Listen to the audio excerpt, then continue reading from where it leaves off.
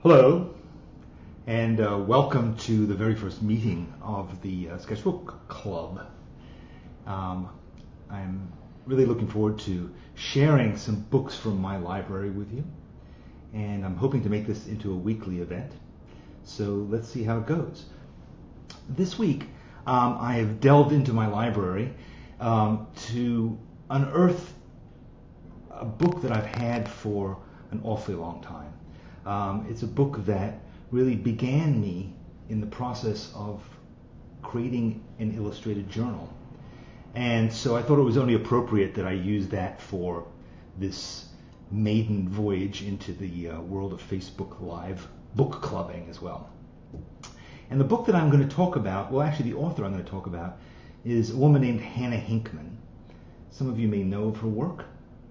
She is really, I hesitate to call her the grand dame of illuminated journaling, as she calls it, but she's really a sort of seminal figure in figuring out how to record your life in a book, which is something that's intrigued me for a great number of years.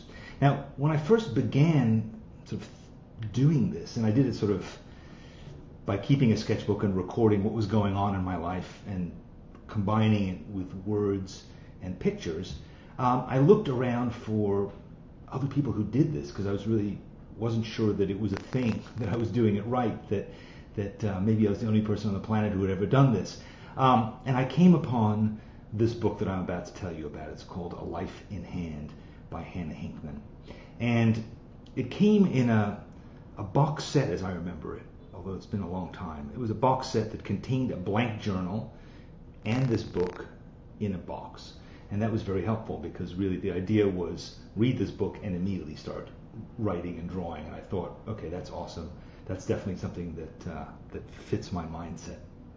And so Hannah Hinchman is a naturalist as well as an artist. She attended art school, but she has spent a lot of time in the area of Yellowstone, the gigantic national park that covers several states in the western United States. And she lived for a time in Montana. She lived in a time in Wyoming. She's actually from Ohio, and now she lives in California. But she's definitely spent an awful lot of time in nature, and that's what a lot of her observations are about. And so I'm going to move you to looking at this book now, and I want to take you through it and just give you some memories and thoughts that I had when looking at this book. And how it guided me. Okay, so hang on here a second. All right, here we go in a moment. Great. So here's this book, A Life in Hand. I've marked a few pages, but honestly, I'm probably going to go through this whole book because I just love it so much. So it's a fairly inexpensive paperback. I forget how much I paid for it. As I said, it came in a box, but it was about $10. I'm not sure if it's in print anymore, but I did put a link down below here where you can find out more about it. So first of all, this idea of the illuminated journal seemed sort of impressive and interesting. I wasn't sure if I was good enough to illuminate anything. I wasn't a monk, but I picked up this book with relish just because in flipping through it I saw that it had a lot of amazing drawings in it, and that was great. But this book has so much more. And also, by the way, you'll notice that my copy of this book is falling apart. That's because it's one of many copies I've bought of this book. It's just well loved and well used, so ergo it's condition. So as you can see, there's lots of different kinds of drawings surrounded by this text. Some of them are quite simple. We'll get to more complex ones in a minute. But Hannah Hinchman is really just so great at just drawing really everything. But look at the quality of this drawing here. And one of the things that I loved immediately about her was the way that she writes. So right here down below, there's a caption and it reads, "My space up under the eaves. As I'm drawing, nuthatches are pecking the logs outside." That was just so evocative to me and beautiful, just the word nuthatch. But anyway, just her economy of words, but also the beauty of her penmanship, as well as the quality of the line work, brush work, so many different things that she draws. This book has exercises in it, and a lot of it is about really how to start, how to get going. But there's so many things to learn on every page. about composition. For instance, the composition of this page, the fact that she draws these little drawings inside of squares, it's something that's influenced me to this day. I do that quite a lot. The way that she lays out her type so that it's also a visual element is really beautiful. She indicates exactly how to do drawings, but that's really less of what this book is about. This is another exercise that she does quite a lot. In a lot of her books, you'll find maps. In every one of her books, in fact, maps. And in this case, it's a map of a memory. And she does that a lot. She'll draw from her memory and create images and words, but also things like this, just a simple map where she describes walking through a garden.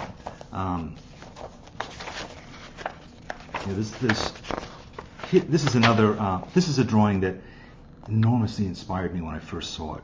I don't know what it is about this drawing. It's partly the fact that it's at a slight angle, but it's really about how beautiful the textures are, the different colors that she's showing here, colors all created with line, the darkness in the shadow, the beauty of these patterns. I just love this drawing. I wish that one day I'd be able to do one as well. I haven't quite gotten there yet, anyway.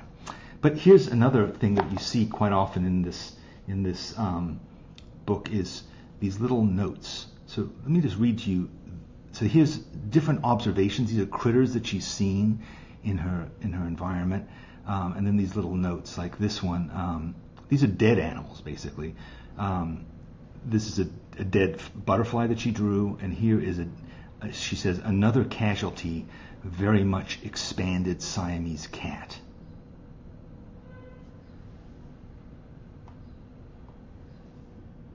So I just want to think about that for a minute. She's drawing a dead, swollen, decomposing cat. I thought, you're allowed to do that? Like that's a thing you can draw? That's a thing you can put in your journal? It really blew me away, and I was really impressed by the fact that there's just seemed to be no limit to what one could draw, what one could put in one's journal. I thought that was really awesome. So then there's this. This is a drawing that she did while just sitting, waiting for a friend to come out. She drew the porch that she was drawing, and she wrote all of her journal here. She's writing kind of intimate thoughts and feelings, and she's writing that in conjunction with this drawing. This beautiful drawing. It isn't marred or compromised by the fact that there's this writing. Writing is part of it. I thought that was really great. And here, more strange drawings, this time of dead baby bats. But that's part of nature, and that's what she's recording. Here's another cat, and this is a cat a little map of a cat who's positioned himself on the route to the bowl of Friskies, equidistant to the kitty door, to her favorite spot on the couch, and the last place that she saw a mouse. So here's like a drawing, a map, a piece of natural observation, and also a bit of humor as well. So this book goes on in that thing. She draws people. I mean, this drawing is another one that I always remember.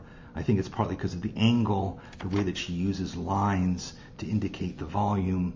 It's just a spectacular drawing. And here's a little drawing of her work surface, just showing the tools that she uses. So this is all stuff that was a revelation to me. I think it's kind of common now. I think we see it in a lot of journals. But this is where it all began. This is where it started. Here, just sitting out in nature on a field trip with some students, and she's just recording all the things that she sees around her. But so beautiful, even though it's simple, fast drawings, beautifully laid out. The observations about the way that a bird moves, people walking. And look at this drawing of hair, So again, just to sit simply and watch, looking at some other person just sitting there and observing her. That I thought was spectacular. So I'm not going to read you this entire book. You'll have to buy your own copy. But it's also a book about memory, about self-expression, about relationships with journals, recording nature, bones. Here's a beautiful piece of design. Look at the way that this type is, and the fact that these birds are in a flock, and that this is drawn with a brush. This is an incredible piece of composition as well. And there's a lot of that, the way that she uses letters, and she talks about that, about calligraphy, that kind of thing. Exercises in calligraphy, exercises in drawing nature, and so forth. But here's a really spectacular part. So you go through this book and you go, okay, that's all really nice. A lot of these drawings are great. They're accessible. They're certainly the kinds of things that, yes, one could get to. And then you get to this last section of this book. This just makes my hair stand on end, and I don't have much hair. But just look at how spectacular this is. This is a big work of art, but it's a journal, right? It looks like a photo album, but look at this beautiful typography. This is all done with a dip pen. All these different sizes of drawings, different relationships. Here, this beautiful writing in reverse on this incredible watercolor. The idea that you could do a beautiful watercolor and then write on it was just a revelation to me. And here's a quote. This is a quote from George O'Keeffe. Look at this particular drawing. You see how this type, it's not type really, it's writing, is going up this hill, up this gully. It's really giving us this sense of movement. So beautiful. And these things look like little photographs, but they're not. These are just little inset watercolors. So this shows you what she is capable of, that all these little sketches and stuff like that can ultimately culminate in something like this. It's not a complete departure, though. It's simply the evolution of what she's been doing in her journal. And I think that that's just amazing. So, look at that moose. These things, here looking at them on the camera on Facebook, I don't think you get the sense of that these are watercolors, people. These are handwritten pieces of calligraphy. And there she is, Hannah Hinchman. So this is that first book that I want to show you, A Life in Hand. And, she then wrote another book, which is called A Trail Through Leaves. I'm not going to go through that one, really, but this is a more beautiful, it's like the coffee table version of the same thing. It's a gorgeous book. It's not the kind of book that I would carry around with me all over the place like I did A Life in Hand. It's a nice book to sit and contemplate. And as is her third book, Little Things in a Big Country, which is really about, it's not teaching you about how to keep a journal. It's really about how she and her dog walk around nature and they just record it. But this is, again, just so beautiful, so beautiful. The quality of these watercolors, the writing, the maps, every aspect of it is really amazing. And she's really, really a brilliant artist. She also, hold on a second, this is a book I did, you might know this book, An Illustrated Journey. It's a book that I did a few years ago about travel journals, and I was lucky enough to get Hannah to do a section in here. So if you want to know more about her and her story, this book is a good description where she really just tells you who she is, what she does. She explains what her process is when she goes out and keeps these journals, how she has them hand-bound, what kind of paper she uses, the specifics of all of her kit, and all that kind of thing. That's all in this book, An Illustrated Journey. And finally, another thing I wanted to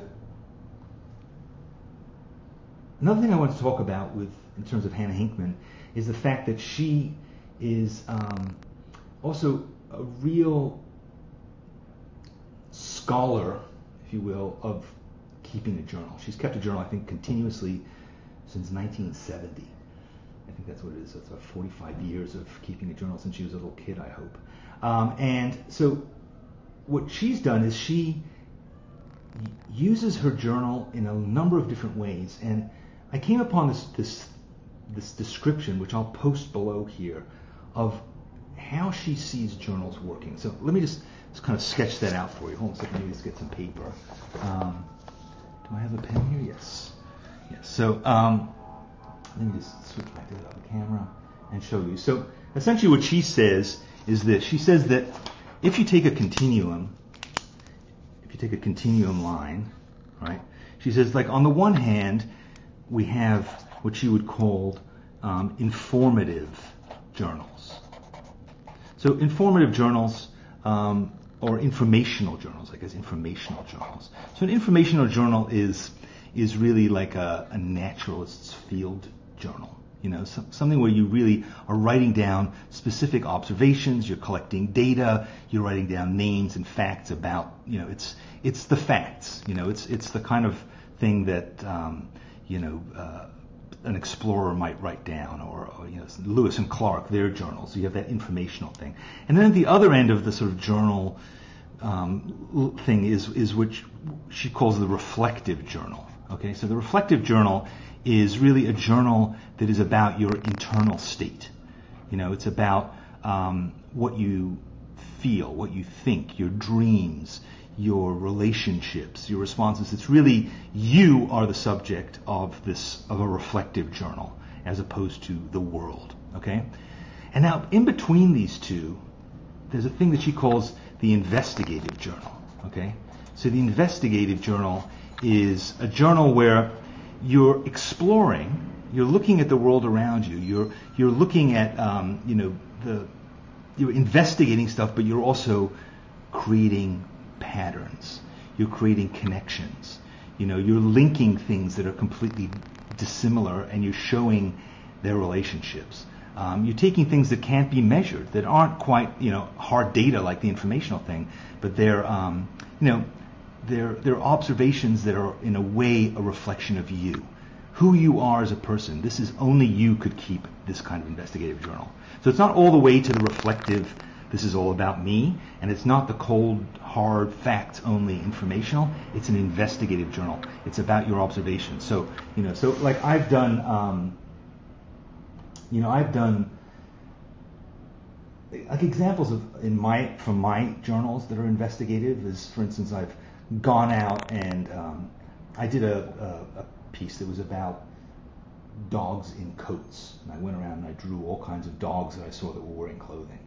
I've done investigations where I went out and looked at all the stuff that had been thrown away on my block, and I kind of mused about where did it come from, where was it going, and how did people feel about it. So it's taking like real observations, but then adding another layer, a layer of of personal interpretation. I think that makes it all that much richer.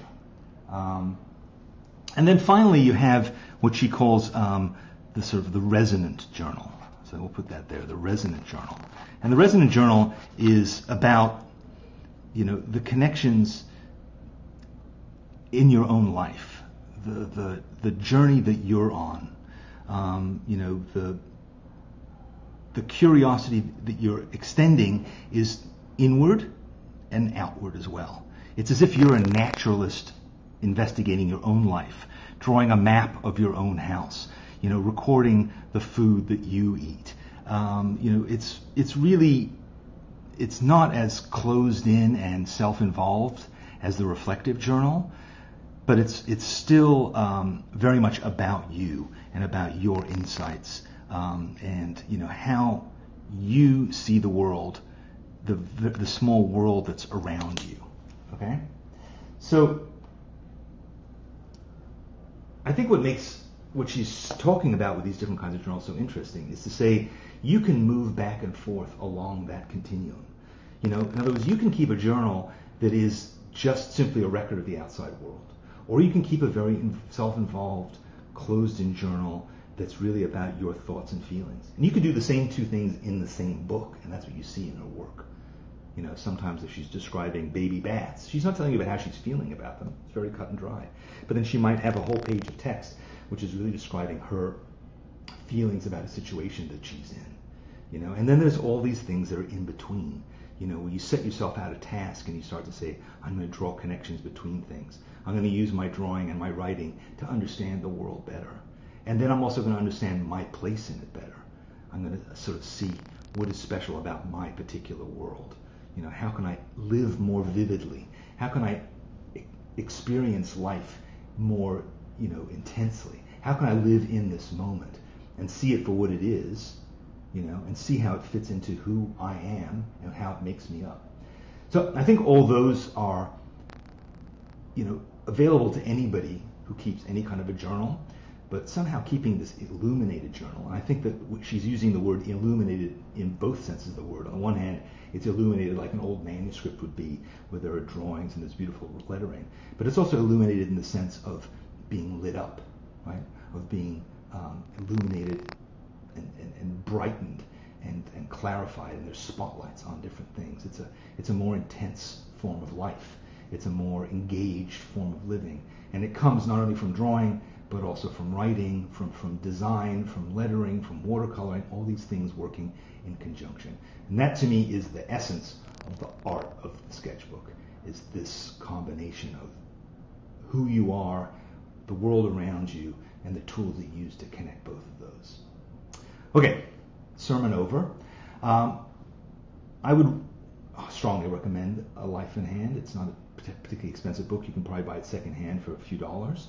But it's a really great book to sit down and read, not only to look at, but also to read cover to cover. And it's a little paperback. Carry it around with you and read it. I promise you it will bear fruit in your life. So my idea with this sketchbook club is that I want to sort of bring out various books from my collection. I have lots of different kinds of illustrated journal books, and I want to sort of share them with you. And most of them will be books that you can buy a copy of if you want, and we'll have a link below where you can quickly get one. But the idea is not to just go out and buy lots of books. The idea is to enrich your life. The idea is to see all the possibilities that sketchbooks hold. The idea is to improve your practice by trying out different things and being. And this was a lot of fun. I'll see you again next week. And thanks for joining me here in ye old book club.